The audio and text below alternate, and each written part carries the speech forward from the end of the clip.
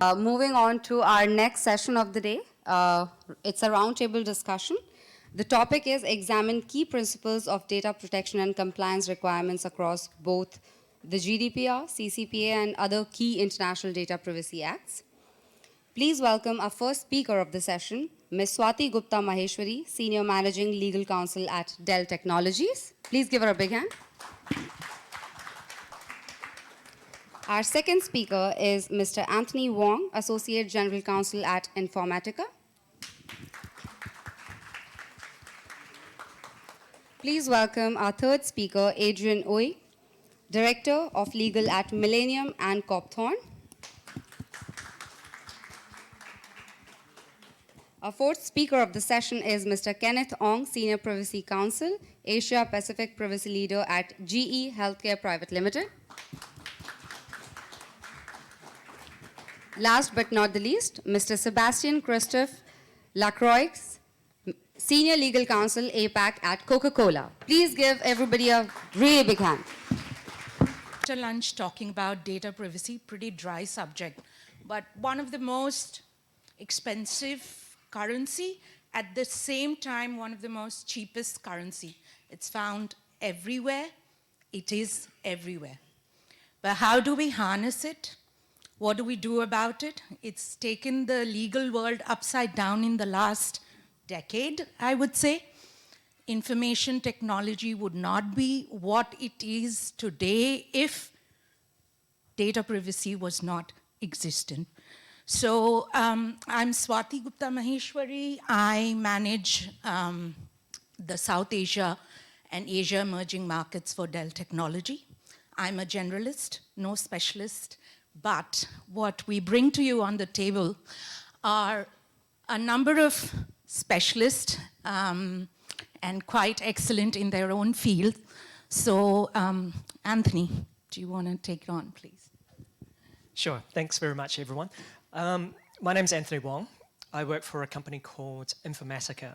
It's been around for a number of years now, and what they do is specialize as a cloud-first data management company.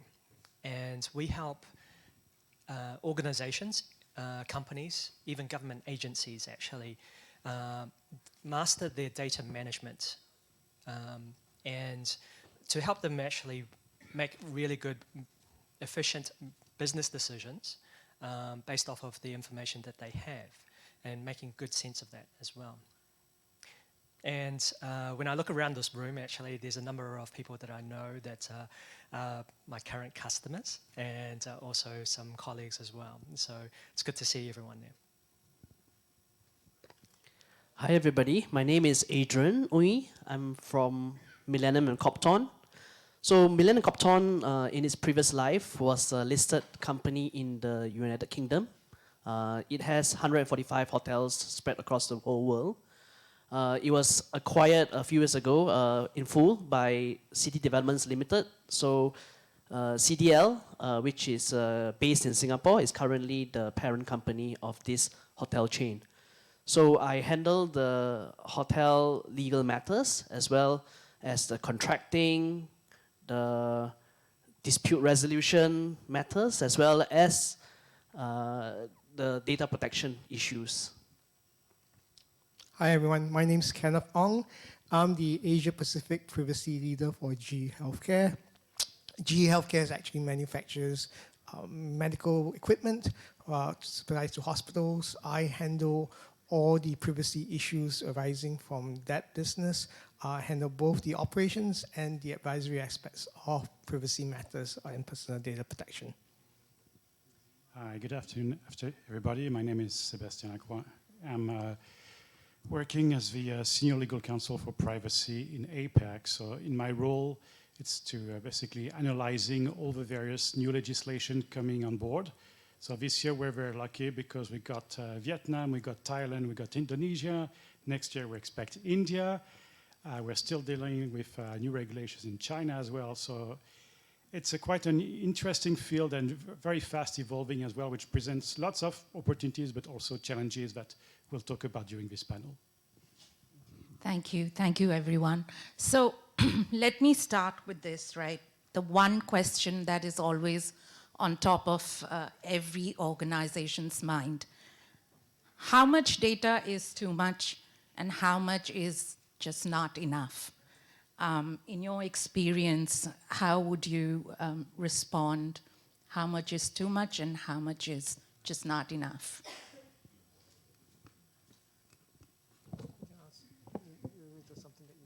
Anthony, you are from the hotel industry, I guess. We are all, ADRIAN, apologies. And so everyone has the experience when you enter a hotel, submit your passport, submit your details. Is that enough or? Okay, so this question, I guess it cannot be easily answered. This is not a type of loyalty talk. It's just the way it is. So it really depends on the circumstances and the amount of data that you're collecting from the person or for the situation. So let me share with you a little bit of a story here. So there was recently in one of our Singapore hotels, we had a guest that came in from Hong Kong. So this guest is pretty accustomed to identification checks, including the surrender of the passport for photocopying and even a facial scan. So one of the actions that was taken was actually a facial scan. So she was accustomed in her country to do that, but not in Singapore. The guest that she was with, her friend, a Singaporean guest, was also quite surprised. Why do we have such a facial scan? Is this really required by the hotel? So, of course, the matter got escalated because I believe the ground staff wasn't able to handle it well, and eventually the Singapore guest also made a complaint to the Singapore Tourism Board and the Immigrations and Checkpoints Authority. So this question was actually eventually forwarded to me. So I did a bit of check. I also did a bit of research on my own.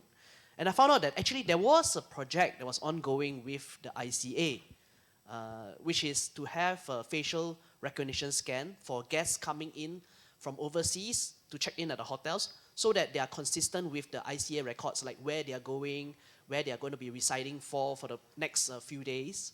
So that was actually a legitimate project. But the information, the facial scan that was taken by an overzealous staff who didn't know about this project. So the purpose for it was, of course, different. So in this case here, what we did, of course, we apologized to the guest and we agreed to delete the facial scan directly on the spot, and so on and so forth. But what brings to mind here is that the question here is how much is too much and how much is too little? Because right now, if we're going to implement the ICA project, which is called EVA, EVA, you can search for that online later in your own free time. It's a very interesting project because it helps to check in, helps the check-in process much more expediently. I don't know whether you have, just after the COVID restrictions were lifted, you all tried to travel overseas and then you found that it was there were very long queues at the front desk and at the lobby, and sometimes they incentivize you to come in a bit earlier by giving you a later checkout. So that you all can come in earlier to check in. So there was a lot of processes that were involved in the check-in process, and this EVA process is meant to circumvent it, or actually to shorten that lengthy and laborious process. So I leave the question to you to let me know whether you think it's what is too much and what is too little. Is a facial scan enough for check-in guests, or it is too much? Well, I think at the end of the day, it's a matter of what kind of information you need. Is there a purpose or is there a reason for collecting your personal information? Obviously, there are always some sort of reason for collecting personal data, whether if you're from the marketing department, you want to collect as much data as possible to do marketing purposes. But I think you all need to ask yourself is that, do I really need it? So, example, if you do a registry, if you register for say for example, at a hotel, do you need to declare your occupation? Do you need to declare your blood type and so forth? I mean, those information are not needed, and you don't need to give those information. Even in the healthcare industry, what we do pick up is that, are these information, do we need it for the servicing of our equipment? I mean, we don't really need patients' data to service equipment because it's all about the machine. So in this case, we don't want to collect, for GE Healthcare, we don't collect personal data of patients to service the apartment, so service the equipment. So there is no need to, so in this case, we don't need it. For us, as you know, I mean, Coca-Cola is a sponsor of the FIFA World Cup of Olympic Games. So we organize a lot of basically contests, lucky draws related to it. So we do collect a lot of data. But at the same time is we've realized that according to the country in which you are, basically the rules to collect data are more or less complicated, more or less difficult to implement. So I think in the past, everybody was talking about big data. Basically, the more data you collect, the better it is. Now we are gradually shifting to basically the less data you collect, the safer it gets for you. And I think we're really seeing shift because depending on where you collect the data, what you plan to do with it, the rules might change according to where you are or what you plan to do. So if you want to stay on the safe side while trying from a marketing point of view to draw as much insight as you can from the data, you just need to wonder, like, do I really need this data? And yes, there are very innovative projects, like we're talking about the metaverse, so you have lots of new questions as well about this, like, what kind of personal data is going to be required if I want to build my avatar in the metaverse? It's a field that's quickly evolving, and I would say nearly every week or every month we get, papers or basically drafts about what, the future might look like from a data point of view. It's both very exciting, at the same time, it's very, very challenging. And that's why basically our data strategy keeps on evolving based on how countries look at data collection. Yeah, there's a couple of good points. One from Kenneth. Obviously, if we follow the principle of having a legitimate purpose, I think that's a really good guide in terms of what sort of information that you actually collect and really thinking about what you're going to be doing with that. As representing a company that actually helps other organizations manage the data, we rely on our customers to actually identify that legitimate purpose as well. However, what Sébastien also mentioned is a really good point as well. Just because you collect data, it doesn't necessarily mean that the more data, the better it is, and you're going to be making decisions over that. It's for our company, and what we tell our customers is it's about the quality of the data, right? And it's about having a strategic thinking about what you need to do in order to further develop your organization, your business, and then defining that legitimate purpose, and then going about actually collecting that data. And of course, what we'll discuss later on is about, what do we do in terms of how do we process that data and to protect that data as well. Yeah, you read my mind there, Anthony, because my next question was going to be data analytics. We keep hearing this buzzword, right? No matter what technology, which company is utilizing or trying to sell, the one thing they keep coming up with, we need this data because our researchers need to analyze this data, get better insights. But it seems here that all the panelists have obviously pointed out that there are certain types of restrictions that are inherent when you are researching this data or you are analyzing this data. So really my next question is going to be exactly what type of data can the data analytics companies or people and researchers really, analyze. I mean, I'm thinking primary data is obviously off. So what are the other types of data that you can get your hands into, keeping in mind the restrictions and the safety that Sébastien very clearly pointed out? Maybe I can share a story with you. So one of my previous roles was doing analytics, and this organization, what they did was they analyzed the market salary of certain professionals. And so they wanted to get, they were sending out surveys to various people. So like, legal counsels, senior legal counsels, and so forth, marketing managers, what their salaries are. And they took this survey and then they analyzed it. And then they will give you an analysis of what the market salary is like. But how do you do anonymous data for senior people? So like, for example, CEOs. Now, there's only one CEO in that organization.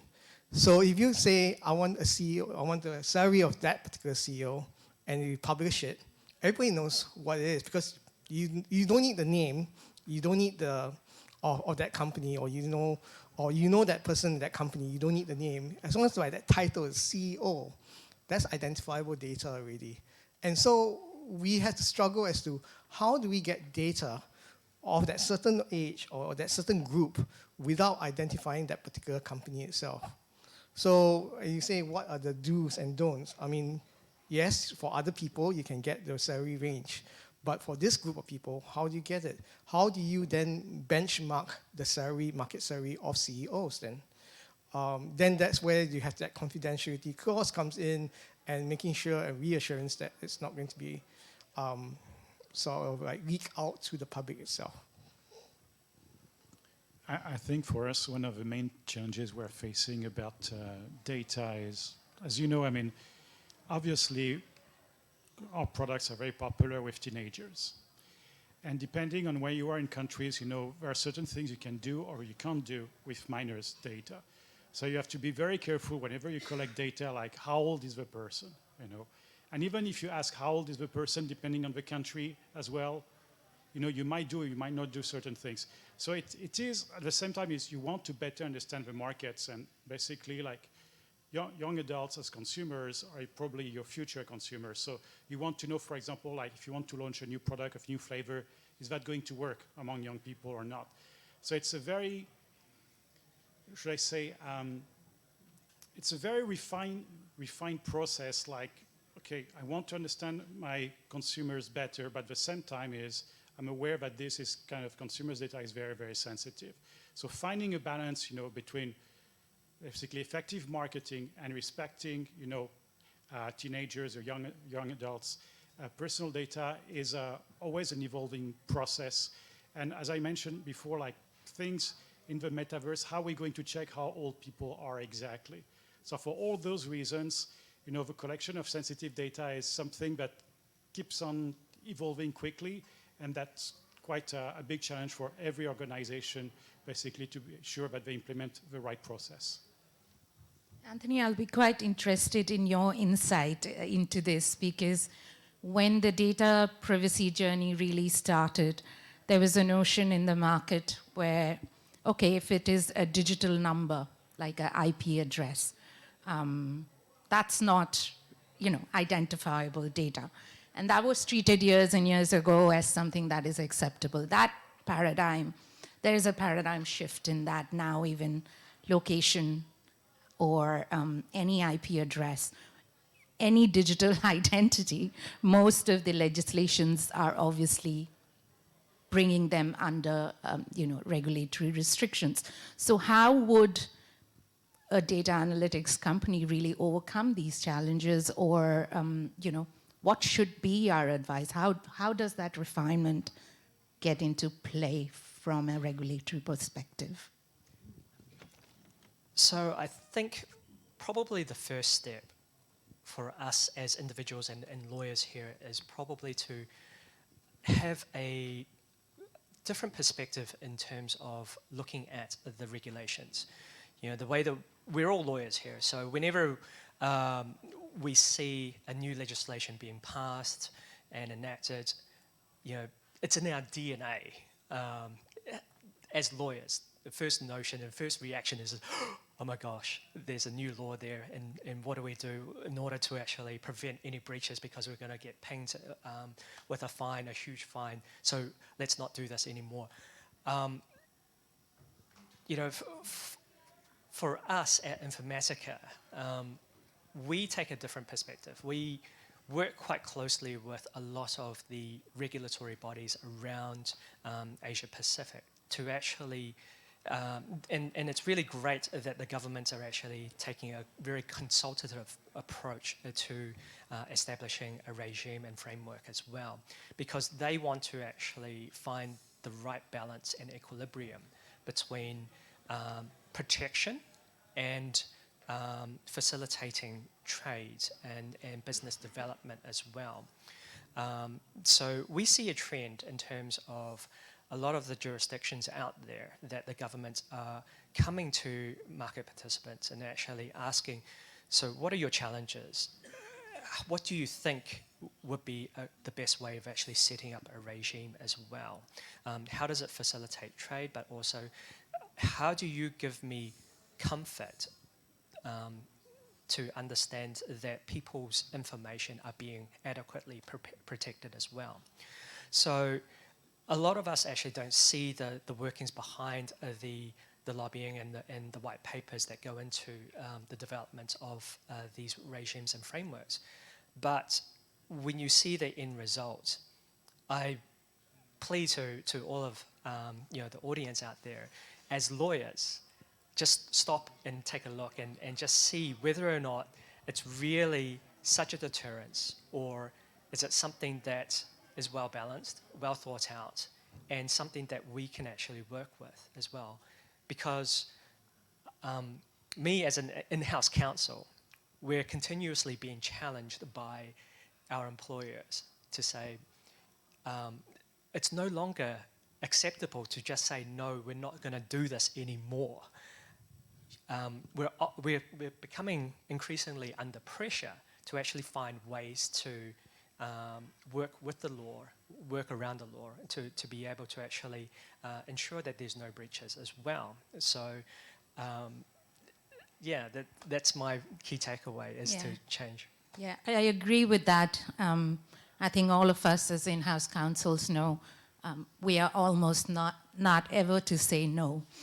And we need to find solutions. And you're absolutely right, the government does have a lot of consultation, industry consultation at least. Certain governments are quite keen, which are trade-friendly, to do that. At the same time, there's another very big trend around cross-border data transfer, data adequacy, and the new buzzword, which is data localization. So I'll open this up to each and every one. I know there are too many topics there, but just understanding the key challenges around that. How do we maintain that?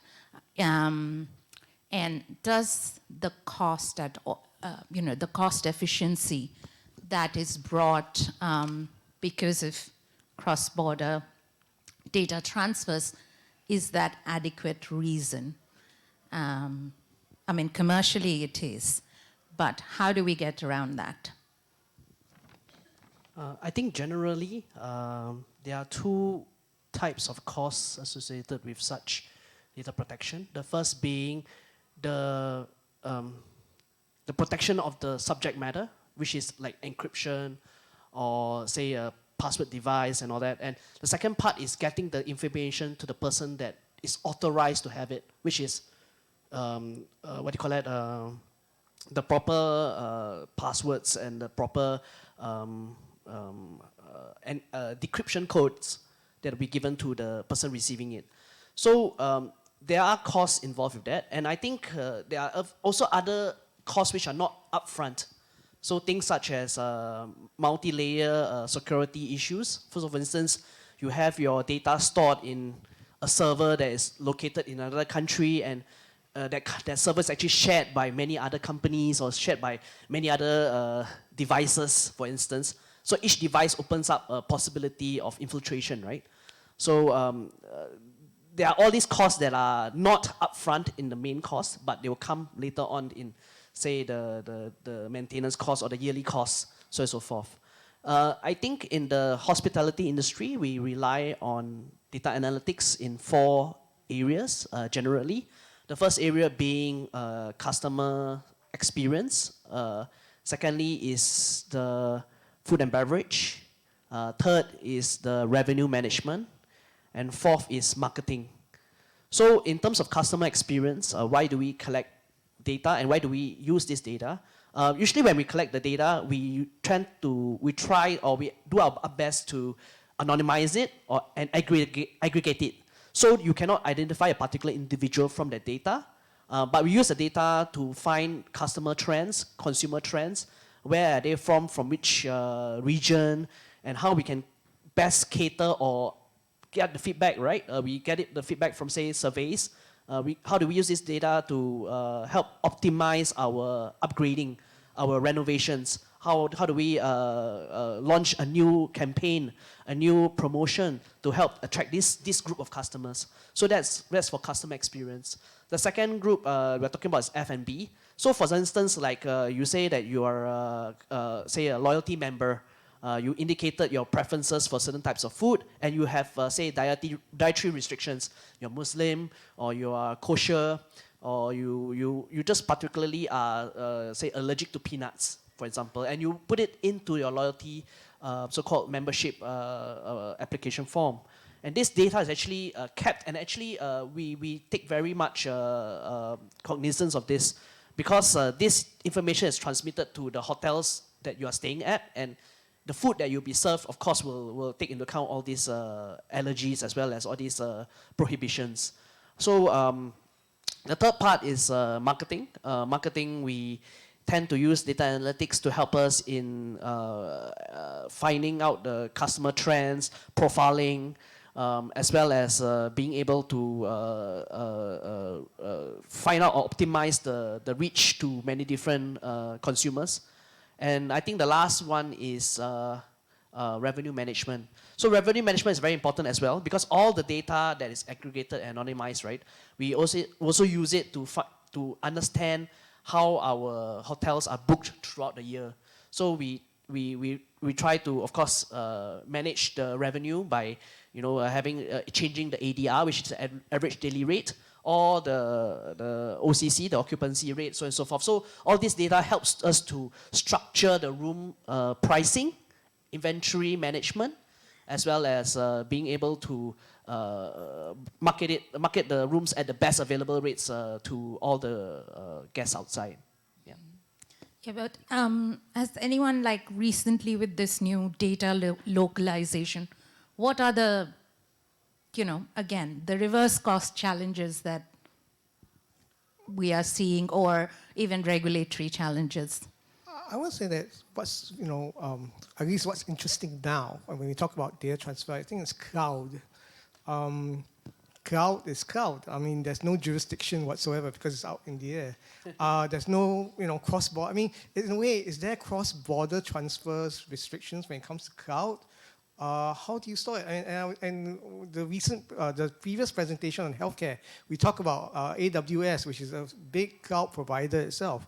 How do you then deal with it? I'm sure India, with the new laws coming out with data transfers, where you store data in the cloud, what are the challenges faced by it? And so, all these regulatory new technologies will then, where the regulators try to play catch up, especially when it comes to cross-border, there's all these issues where on the ground, the business will have to look into it and see how does the cloud impact cross-border transfers, because technically it's not a physical server.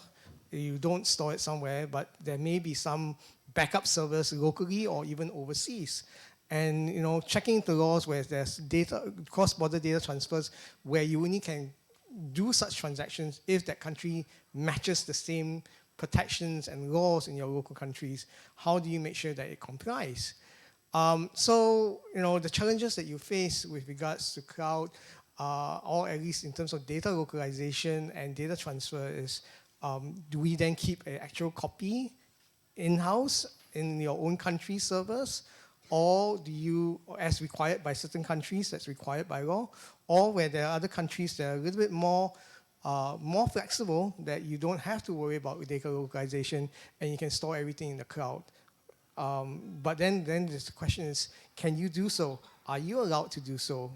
Are your customers aware of it, that you're storing their data in the cloud, which can be a bit more susceptible to data hacks and data incidents itself?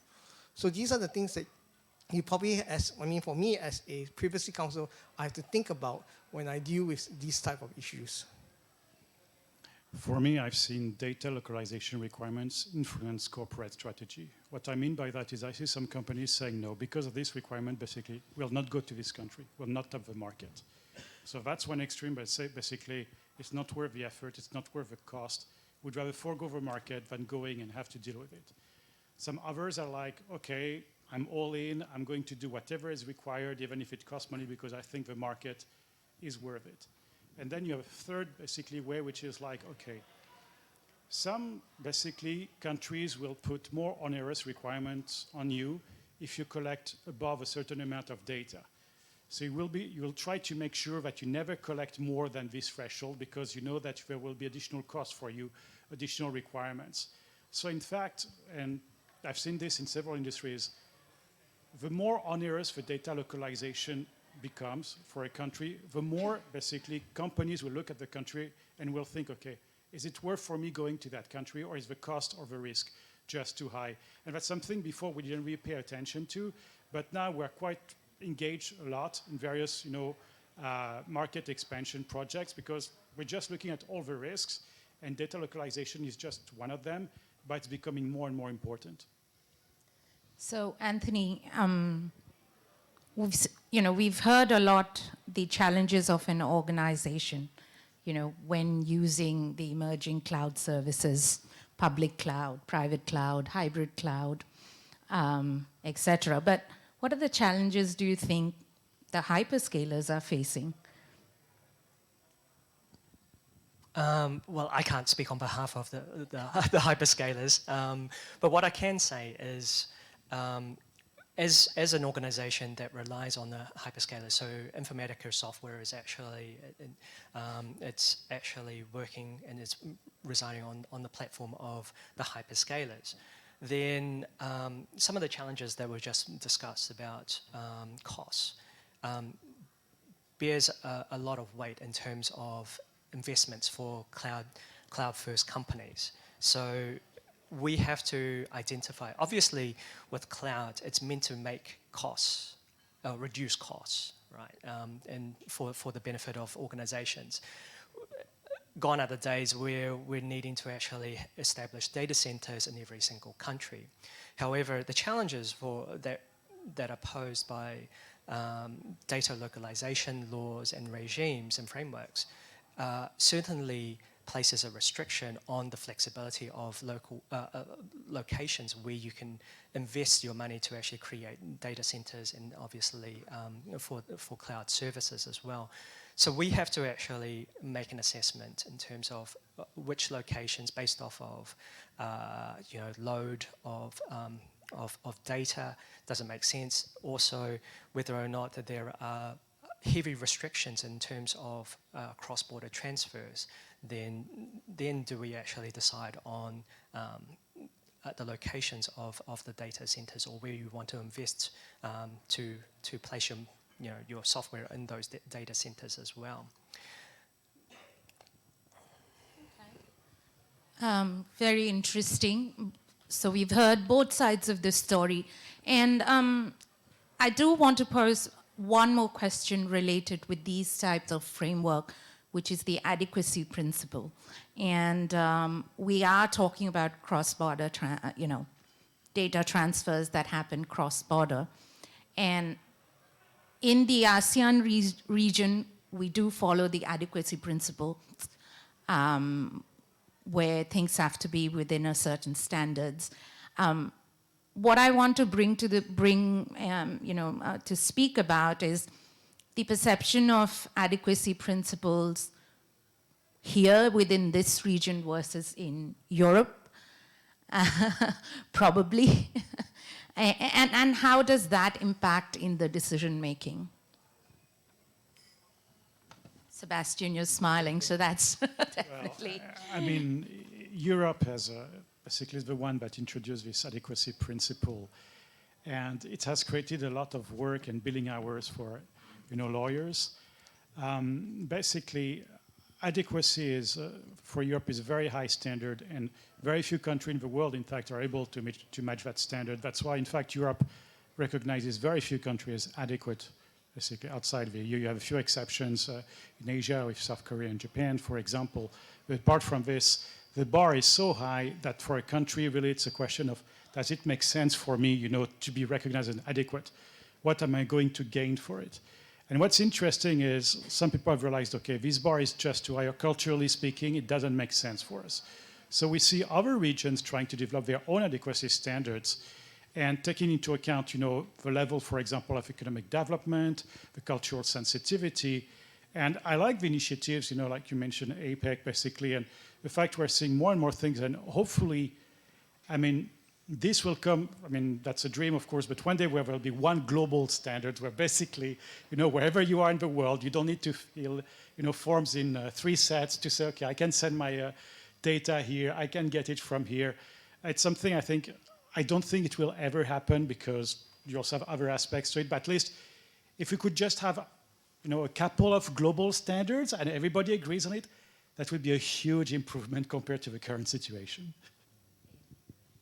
Any other comment? I have a question. How long would that take?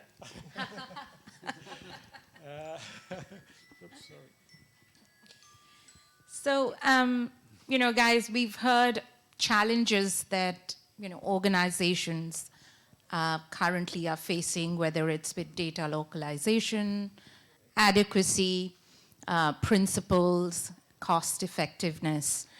What I want to ask, the next question, I guess, is share of a couple of good practices, right? As organizations, we are facing this challenge. As we mentioned, we're never allowed to say no. So what would be, top priority good practices that can be put in place which can help us work around these type of restrictions and frameworks? Certain frameworks do work in our advantage, some don't. But I would be really keen to understand a couple of good practices. I think for me, this is my personal view, in terms of good practice is training. Training your employees, training your colleagues on the do's and don'ts of personal data. As long as your organization is transparent and everyone's aware of what your personal data protection policy is or your privacy requirements are, it would help the organization to avoid the minefields out there in terms of privacy. As what Adrian mentioned, the overzealous front office officer who take data when he shouldn't be taking data. I think as long as everyone's trained and everyone's aware of what their role is in terms of collecting personal data and know what they can and cannot do with it, would help the organization avoid a lot of headaches. I think this is a very huge challenge that's faced by many of the hospitality companies, not only just in Singapore and Asia, but also the rest of the world. Hospitality has always been marked with a high turnover rate, especially for the ground staff, for the front desk, housekeeping, the back of house, mainly because the work is tedious. It's quite challenging physically. It's quite tiring because I even once volunteered to help out at one of the hotels because they had a shortage of housekeeping staff, and I was just one day. It took me just one day, and I was so exhausted just from that one day of helping out. So having that perspective in mind, then we come to the question of training and education. If we have training for, say, this staff and we educate this staff, what the do's and don'ts and so on all that, but within 3 weeks or within a month, the staff changes. Do we still go through that process? So the question here is we still have to, but how often? And that, of course, the more training you have, the more compliance you have, the more increasing your cost will be. And of course, most of us in-house, as well as the lawyers, right, we all have our main jobs to do. I'm not saying that compliance isn't a job, but I'm saying that compliance isn't the top priority in our daily tasks, right? So that, of course, will incur greater cost in the sense that it will cost extra additional time of our own, or we have to hire more people to deal with this situation. And that is another issue which, of course, it has to be tackled by many companies, many hospitality companies, because generally, if you want to hire somebody, a new headcount, and of course a new cost, right, you will try to load that role with many other compliance roles, many other compliance matters to deal with, rather than just training or making sure that housekeeping staff knows what to do with when he comes across a handphone with some personal data on it, correct? So it's an ongoing challenge for all the hospitality companies. It's not an easy question to be answered. I don't see a be-all and end-all solution to it. But of course, we deal with it as it comes, right? Any insight on what can be done at a system or policy level? I think, I mean, the way I see data, it's a bit like a double-edged sword. On the one hand, it provides you a lot of opportunities, insights in your clients. On the other hand is, if there is a data breach, what's going to be outside there? And the thing is, that's why I say is, you need to have enough data to get the insight you want, but not too much to the point where the data was hacked or leaked somewhere. Then you'll get into trouble with the regulator, because the regulator will be asking you first, is like, why did you collect this data? Did you really need it? Second one is, when you collected the data, did you do a risk assessment? You know, in case, worst case scenario is like, the data is hacked, what's going to happen to my customers? If you haven't done that, I can promise you the regulator is not going to be happy at all. And if you work in certain heavily regulated industries like financial services, for example, not only will you have a privacy regulator paying attention to what you've done or you haven't done, but you also have a financial regulator as well asking tough questions for you. And you definitely don't want to deal with two regulators at the same time about something that, you know, for example, you didn't do your risk assessment properly.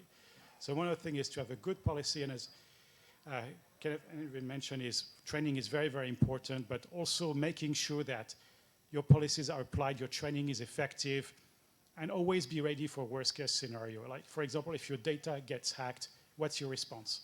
You know, because the regulators are very sensitive about that, is you have a certain amount of time to report the hack, to do something about it. So always be ready for things that you can't even foresee. Okay, let me just supplement Sébastien by saying this. All of us in our companies, we need to have a crisis management team. Whether be it for a natural disaster or for a data breach issue.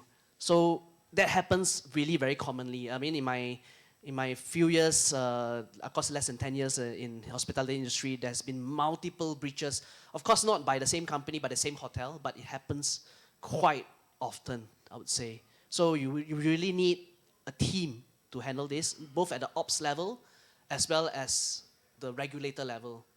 So be prepared, but of course manage the cost and the budget well. I was just going to add that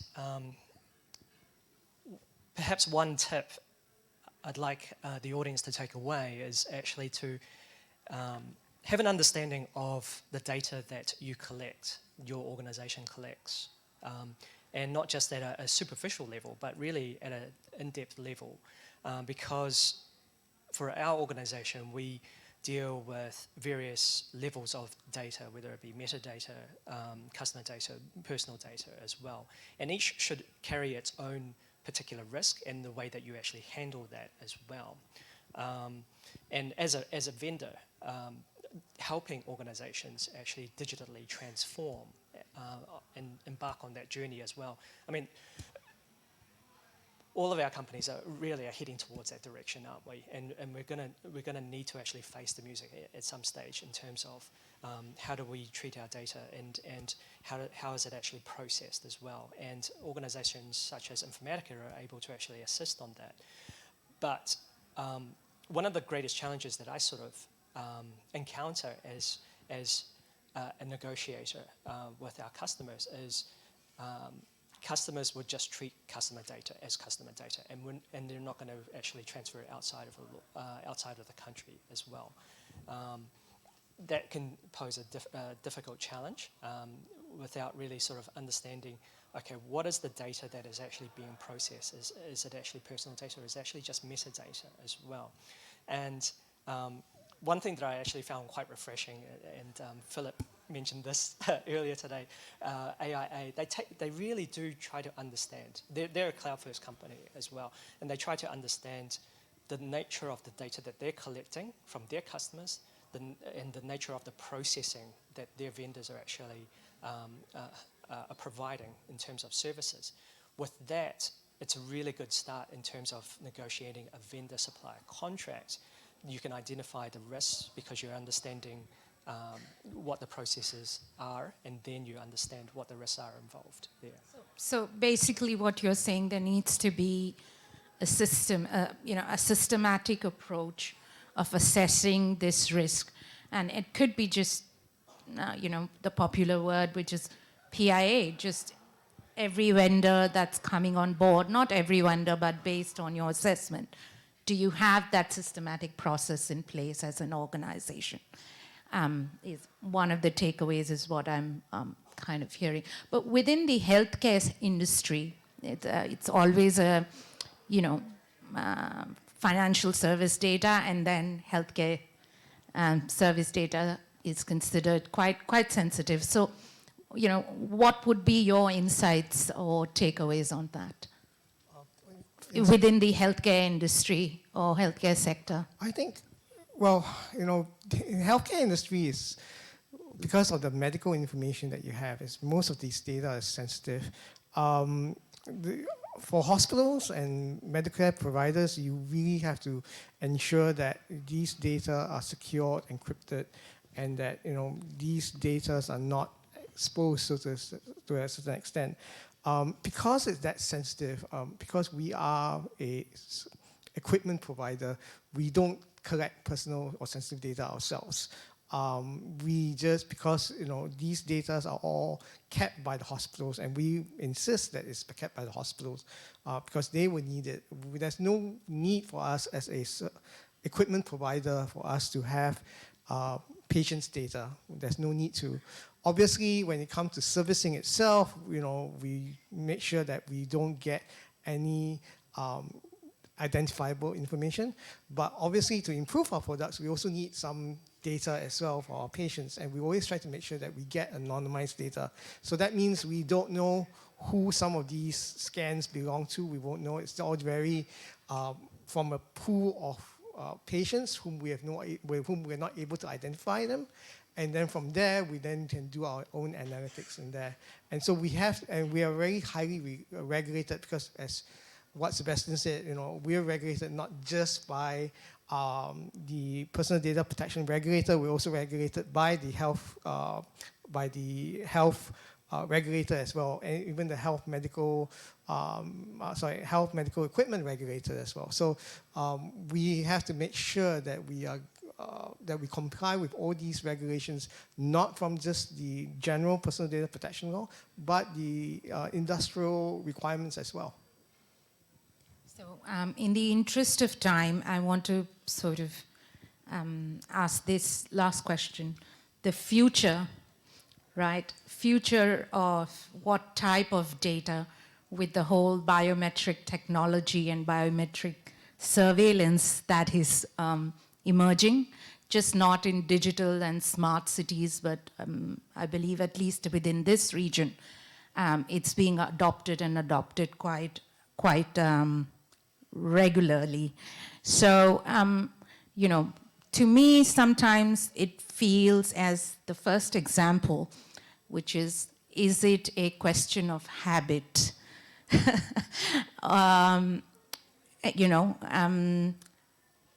Your thoughts and insight, because, for the past decade when we started this journey on data privacy, it was all about the primary data, the face of the data, is it identifiable? Then it went into digital, and now it's gonna be, very soon it's moving, in fact, it has moved into the entire biometric surveillance and technology and safety biometric being used for that. So insights on that, it's open to anyone. I would say it will depend a lot on cultural sensitivity. I mean, when you talk about biometrics, for example, you can do lots of things with biometrics. You can decide, for example, to rate people's behavior, based on the places they go, how they behave, and things like this. So in some countries, it's acceptable to have some kind of social credit score, just like you have a credit score, for example, with financial institutions. In some other jurisdiction, it's not acceptable. So I think we might see some divergence, in fact, in the future about how some countries will authorize, research in certain areas of data, and so other countries will say, no, you can't go there. So we might see a bigger divergence, in fact, in how data is being used in the future. So your dream, it seems it's going to be difficult. I think it's, and we know the law is always late compared to what's already happening. So I think the regulators are in for a very tough time, yes. I think I agree with what Sébastien said, because it's really a matter of culture and personal, how they feel personally, because I know some people are fine sharing, biometrics, and they use it because it does ease the standard of living. It does make things a lot more helpful. And there will be people who are very concerned as like, what would my data be used for? What would there be any snooping by the government? Would there be any, will it be used against me and so forth? And I think at the end of the day, regardless of how the culture is in the future, as what you said, Swati, is already here. I mean, we're talking about facial recognition at offices and for your turnstiles. You're looking at fingerprints for your phones and so forth. It's part of life in the future. And I think it will be a struggle on how it's going to be managed both in the public sector and private sector. And I'll just end it off with a little story, which is sort of an urban legend, where this woman was somehow fined for jaywalking in the street, and I won't mention which country, sorry. Oops. But anyway, what happened was this person was fined for jaywalking, and the reason, and she couldn't understand why, because she wasn't there at all crossing the road, and now she was not even in the area. And what happened was that the reason why that person was fined for jaywalking was because her face was on the side of the bus, and because of biometrics, the authorities then captured her face on the bus and took her as jaywalking, and hence that's where she got the fine for jaywalking. So biometrics has its pros and its cons. We make things easier, but at the same time, it also make things also very challenging as well, because it then takes out the issue of what's going to be used for. That sounds like a persons of interest story gone wrong. Anthony, any comments?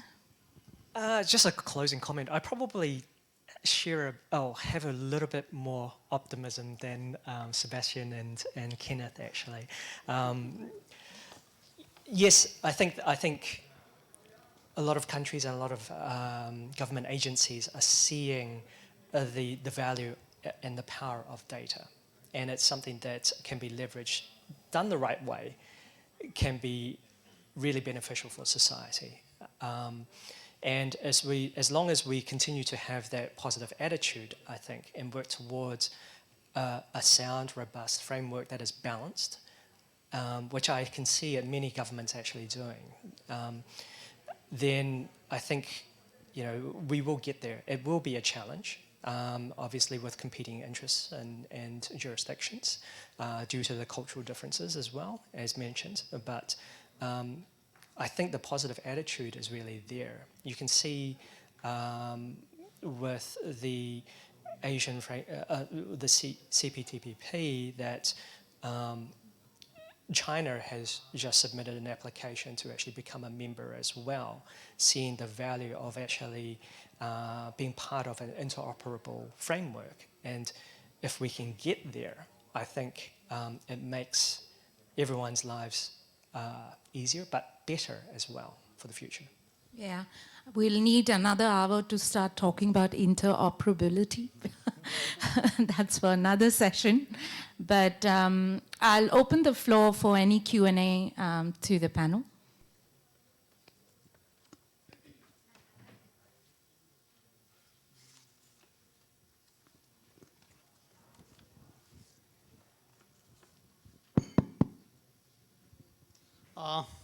My question to this panel is basically we all are here for data protection and the privacy. Now if you all go extra mile for the data protection and the privacy, what would happen to the transparency and the disclosure? Because if we talk in the Indian context, we have Right to Information Act, we have the Public Accountability, we have the SEBI disclosure, the Stock Exchange disclosure. So if we have all the protection of all the data, then how these data would be made available to the public at large on the basis of which the transparency can be ensured? So do we see the transparency disclosure in one hand and the data protection in another hand, or do we see there has to be a balancing act where the transparency and the protection both needed to be kept together and should not be put against each other? To answer this in a very direct way, I think Data Protection Act and transparency go hand in hand. They're not two poles on, two different axes. That's how I see it. It's always a balancing act. I think the whole purpose of Data Protection Act rapidly emerging has to do with transparency and putting obligations on organization to actually become more transparent, to put systems in place where the organizations are almost forced to be transparent. That's the way I see it. Thanks. I agree with that, and even for research purpose, I mean, some data, in fact, is made public, so it's already, but as I said, we're all waiting to see what the Indian privacy law is going to look like next year. I think it keeps a lot of us on our toes. Yeah, agreed. Actually, I mean, my answer is generic. I really can't answer in the Indian legislative context until the law comes out, really.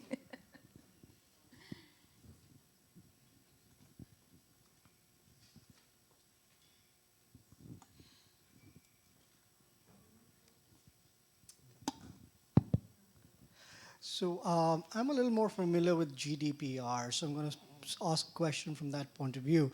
In terms of GDPR storage of data, post-COVID, it's a wide open world for everyone to work across borders.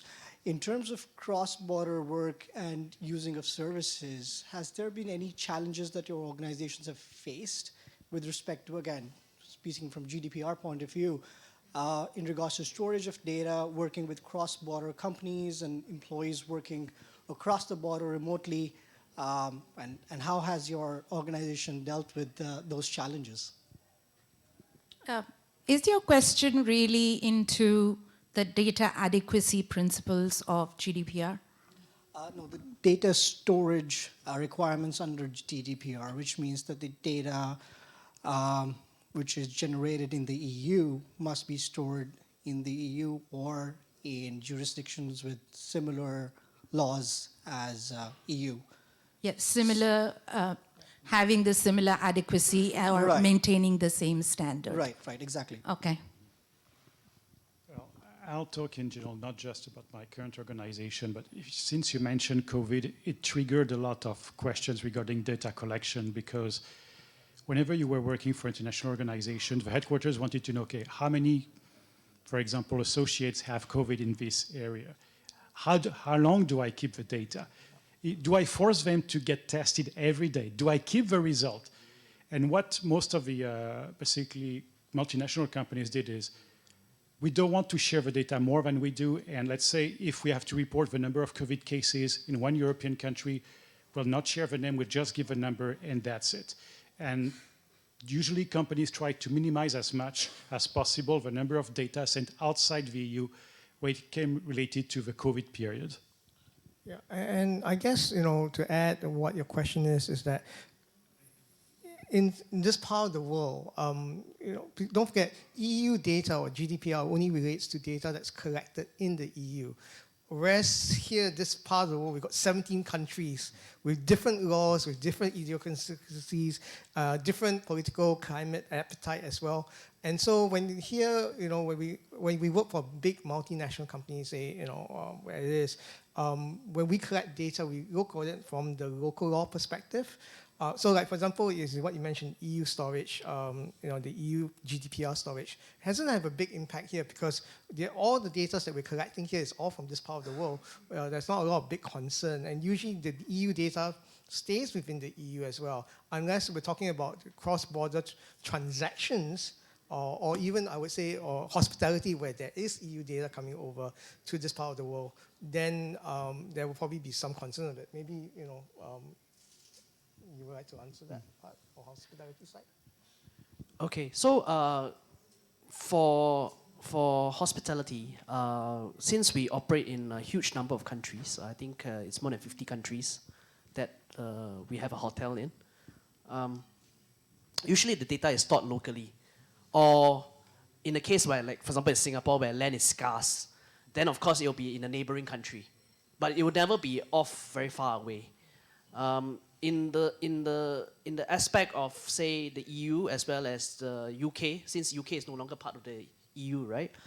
We usually only let the companies that collect that data to store the data there within those countries. Okay, so there is no so-called threat, or there is no issue of having the data transferred overseas to another part of the world. Okay, so suffice to say, okay, we do have a loyalty program. The loyalty program have preferences that are recorded for your own personal, like, so for example, you like certain types of cuisine or whatever, and then when you want to travel, you also hope to enjoy that kind of cuisine in your so-called your hotel offerings. So as much as possible, that the information will be transferred to the hotel, meaning your preferences, but I would say that the data is not data sensitive. That's not sensitive data that it will be that will cause any big alarm if it's accidentally lost. And we never had an issue with that being so-called data being breached or what. So that's that. I hope I answered your question. Yeah, just because we have to remember the GDPR. It really focuses on EU data subjects, right? And during COVID, the traffic of actual physical, traveling or whatever was pretty restricted. So that's one point. The next question, if I understood correctly, your question was, within EU, when you have services that are going out, and then you have storage, where do you store the data? Is your data, how do you protect it in transit? And when it is resting, where is it resting? I guess that was an aspect. It really boils down to the adequacy principle. So as long as you can justify that you have followed the standard, wherever the data is being stored is within the bounds of those adequacy principle and the standards are maintained, for which I guess lawyers do enter into several layers of DPA and DTM contracts, and practically investment and cost has gone correctly. That's how you overcome that particular question that you've raised. Just a short supplement to Swati's point. Usually we don't deal with the jurisdiction. I mean, there are some areas or some jurisdictions which are, of course, problematic and probably don't have the adequate statutes or principles in place. But the main question here is, who are we contracting with? And usually we contract with a party that we run a DPIA with, okay? And also we have a proper data processing agreement in place. So that covers us in the sense that if anything goes wrong, this person will indemnify us. So that's how we don't have to be so worried about the storage issue in a sense. Please don't start an indemnity liability conversation. Yeah, that's another big question for another time. For another session. Any more? I'll participate in that session as well, actually. As a vendor, I have lots to share. Any other questions? Okay, so we've got a call, so last question, anyone?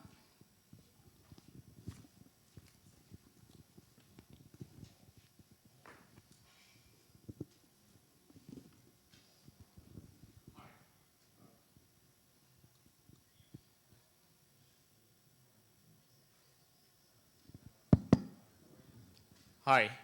Just a quick question on data leveraging. Uh, this is obviously from the Google's perspective and what has been happening with Google. A question that does come to mind. We are all dependent on data.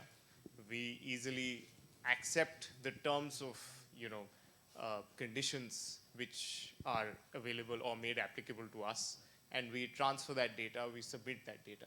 Obviously, for a known use that the company is providing. However, once the data is transferred, after that, what are your thoughts on how that company should ethically utilize it for other practices, whatever they may be, either for revenue or not? But I am just curious because I see a lot of antitrust issues also cropping up every now and then. But obviously that applies to dominant players, but those companies which are significantly, holding a fairly good market share, I mean, what principles should flow to them, and should they therefore become a part of these principles?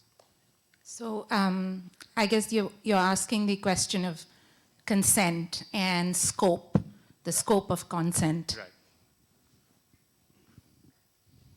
Well, okay, so normally when you share your data with a company, there is always what we call privacy notice on the website, okay?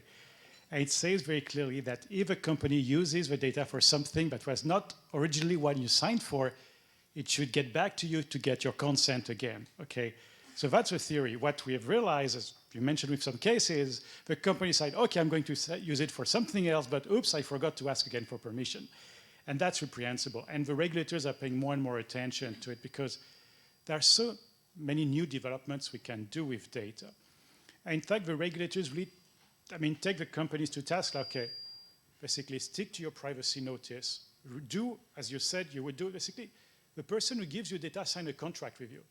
It's a breach of contracts, plain and simple. And the regulator is clearly, basically, on the data subject side. So and so companies, I think, are paying more and more attention to it. And that's why whenever we want to launch a new project, like, now we think we can do something else with data, one of the first thing that comes to the head of project, even before it's launched, is what risk does it create for us if we go that way? And if the risk is not acceptable, it's either we give up on the project or somebody within the organization accepts to personally take the risk on himself or herself. But that's I haven't seen many cases like this. And that's what we just said earlier, transparency, that's the key thing. Because as what you say, what we want to do with your data is all in the privacy policy of an organization. In terms of how we're going to process it, how we can collect it, how we're going to use it. Obviously, if there is a situation where the company goes above and beyond what was in the privacy policy, technically that's against the law. And as you can see, more and more big tech companies are being fined by the respective regulators for going, beyond what was stated in the privacy policy. So, you can see that there is a strong culture, at least for some of these organizations now, to make sure that they comply with the policy that they say. And obviously, if there is any change in it, then you have to change your policy as well. Yeah, just wanted to add two aspects. Everybody's absolutely correct. Regulators are constantly looking at the consent regime that is followed within their jurisdictions. And if you carefully look at all the regulators across the region or even Europe, several amendments, several changes, guidance, they are quite constant. Almost every 6 months you will see something new coming up. In terms of what's the idea of a deemed consent, which I think is a dangerous area now with the data transparency guidelines becoming more and more strict. Plus, a lot of companies also look into the entire opt-in, opt-out systems that they are putting in place in terms of assessing their risk. So it's a very complex area. It can't be answered in one. And I don't think we can either do what's happening with Google versus another company. Because everyone's systems are based on their business ethos and how they are running it. Yeah, I certainly believe that a lot of the regulators are actually paying close attention and obviously using publicity to be able to actually educate society in terms of deterrence and actually breaching certain laws as well. But I also think that we as lawyers and in-house counsels also play a crucial part as well as ethical representatives of the organisation. And this is where we also come in as educators. We firstly develop a policy and then to establish where the boundaries are, and then also follow that up with educating our teams and within our organisation so that they clearly understand what those boundaries are as well. All right, I think we're being called. Oh, there's another question. Okay, we can probably answer you once we are off the panel. We're being called.